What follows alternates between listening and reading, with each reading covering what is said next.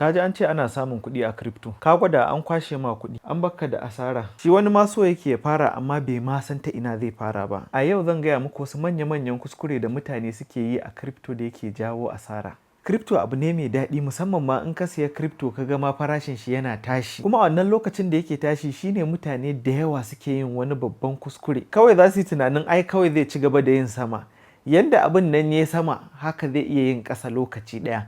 Saboda haka yana da matuƙar amfani mutum ya ɗauki ribarsa. Haka wasu za su ɗauki kuɗi mai ɗimbin yawa su saka a cikin crypto. Suna sa ran kawai riba za a yi. Basu san za su iya rasa wannan kuɗin ba duka. Saboda haka in kuka tashi sa kuɗi a cikin crypto kar ku sa kuɗin da zai muku ciwo in kun rasa shi. Sannan wannan na ƙarshen ya fi kowanne hatsari a cikin harkar crypto. Kuma mafi yawanci mutane sun fi yin wannan kuskuren. Saboda daga ji wani ya samu kuɗi mutum zai ɗauki kuɗinsa ya saka a crypto ko kuma ya ce a turo masa link.